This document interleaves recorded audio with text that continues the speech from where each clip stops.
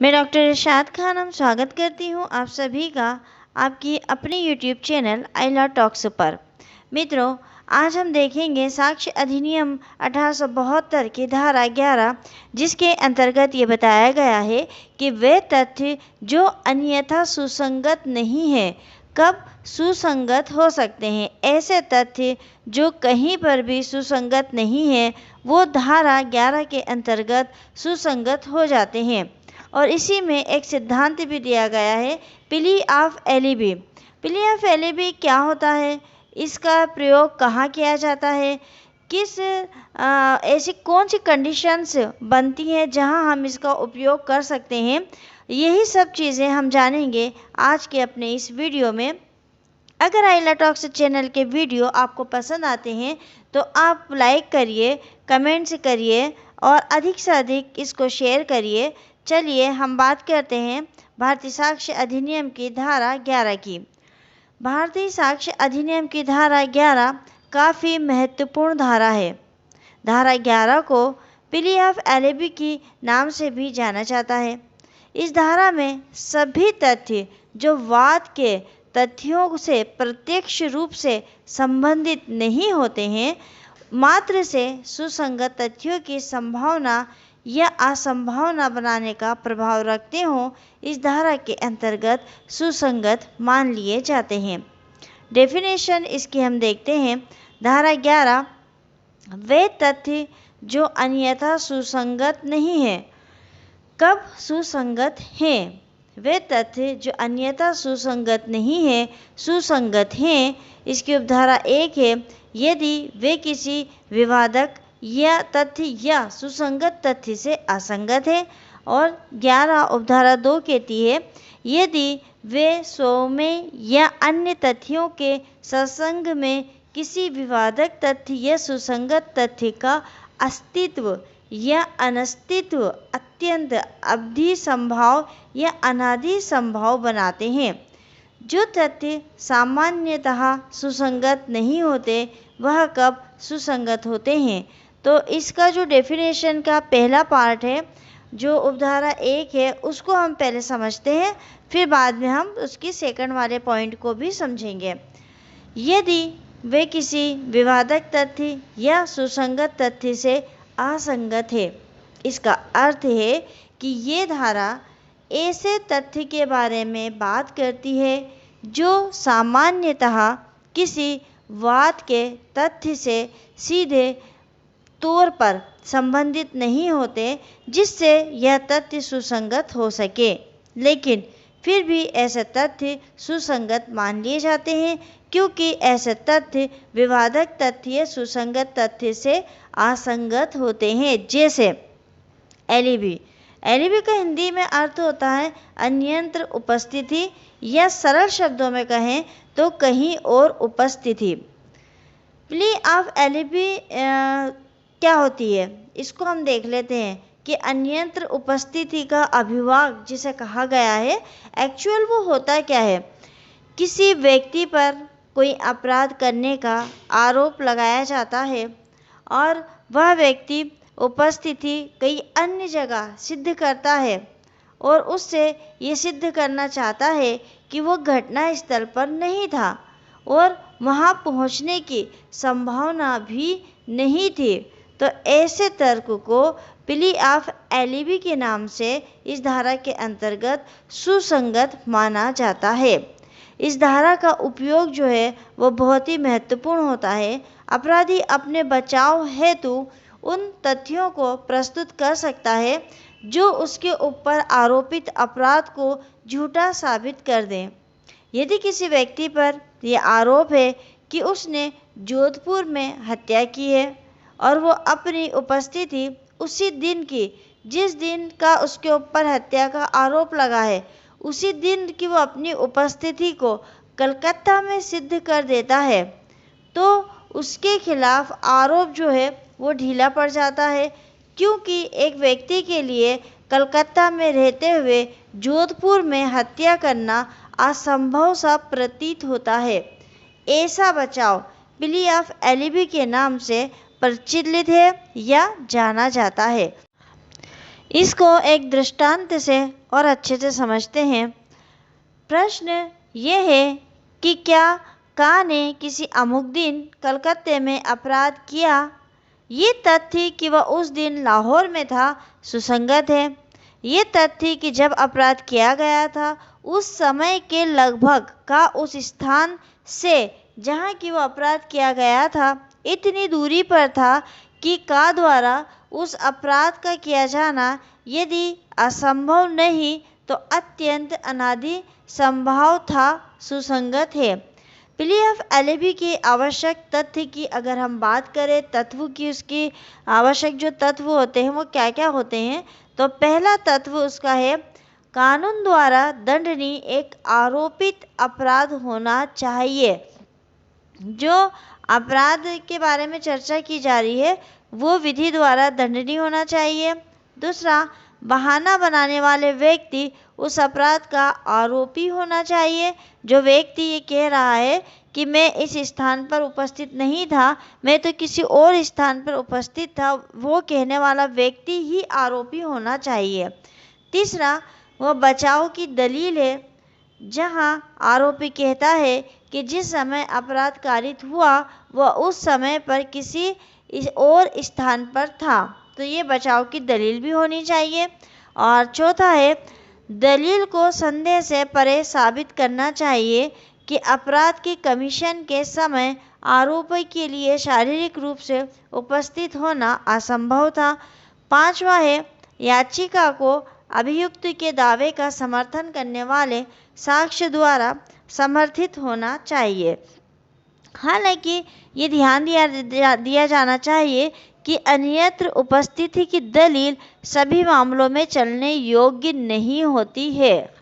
इसमें कुछ प्रकार हैं जिसके अंतर्गत प्ली ऑफ एलिबी की दलीलें जो हैं वो नहीं चलती हैं, यानी कुछ ऐसे मामले होते हैं जहां पर प्ली ऑफ एलिबी की जो दलील है वो नहीं चलती हैं। और वो कौन कौन से होते हैं?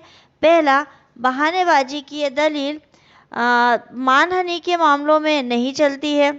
दूसरा, अंशदायी लापरवाही के मामलों में जैसे अत्याचार में चलने योग्य नहीं होती है। तीसरा, तलाक के मामलों में ये नहीं चलती है।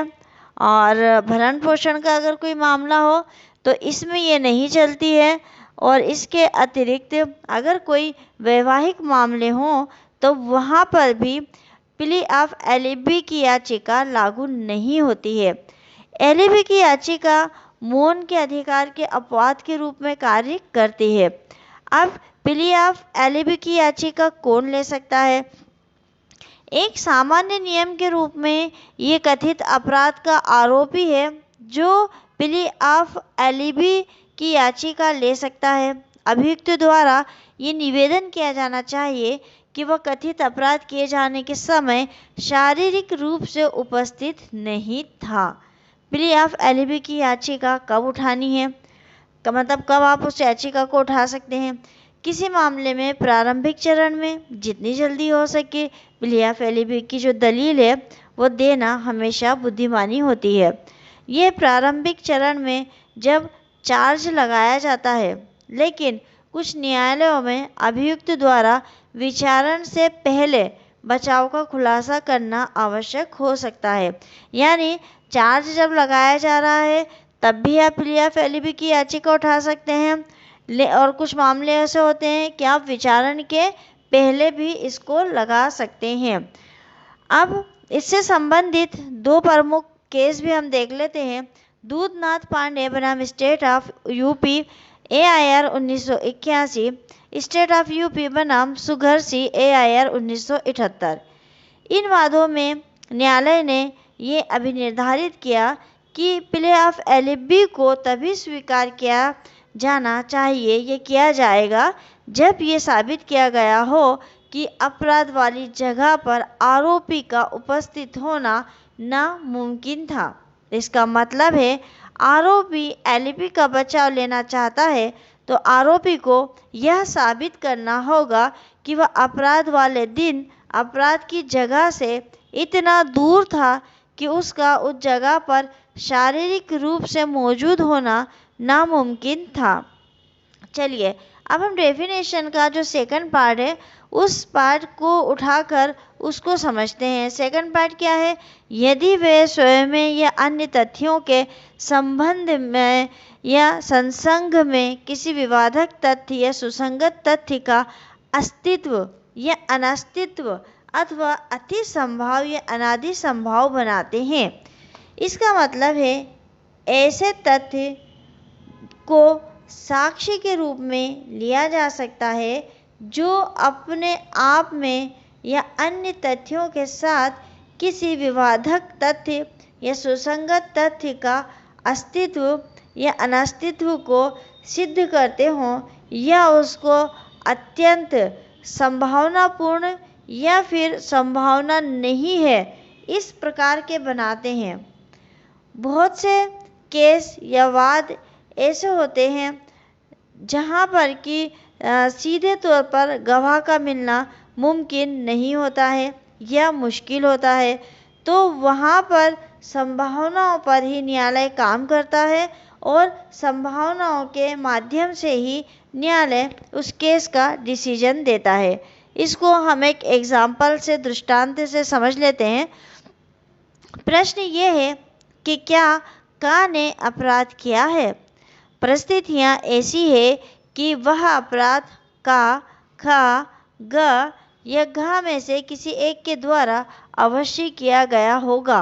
वहाँ हर तथ्य जिससे ये दर्शित होता है कि वह अपराध किसी अन्य के द्वारा नहीं किया जा सकता है, वहाँ ख, ग या घ में से किसी के द्वारा नहीं किया गया था, सुसंगत है।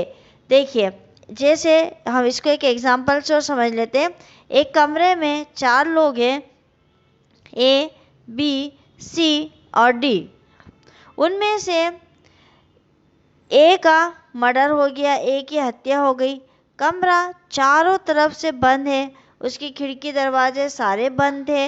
ये चारों लोग कमरे के अंदर थे और दरवाज़ा अंदर से लगा रखा था।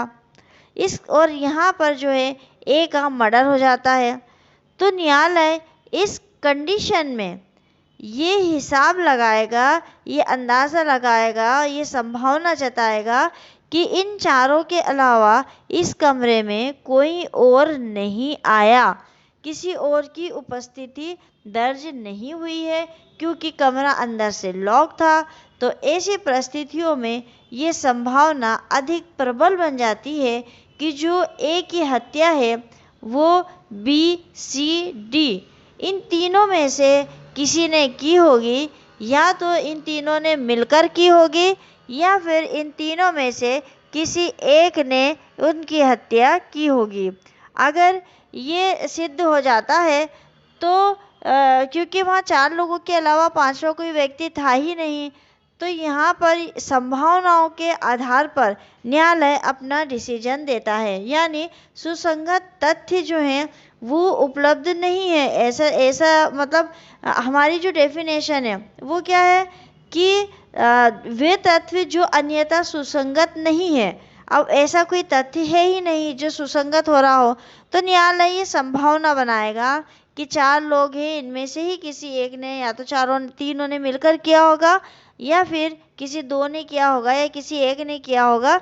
तो संभावना बनाएगा और वो संभावना के आधार पर अपने डिसीजन देगा। तो मित्रों, आज हमने भारतीय साक्ष्य अधिनियम की धारा 11 के विषय में पढ़ा है और धारा 11 के अंतर्गत हमने प्ली ऑफ एलिबी के बारे में भी पढ़ा है। कुछ प्रमुख केसों को भी हमने देखा है, अध्ययन किया है। अगर वीडियो आपके लिए उपयोगी हो, आपको पसंद आता हो, तो आप हमें कमेंट्स करके ज़रूर बताइएगा। कमेंट्स के साथ साथ आप लाइक करिएगा, शेयर करिए।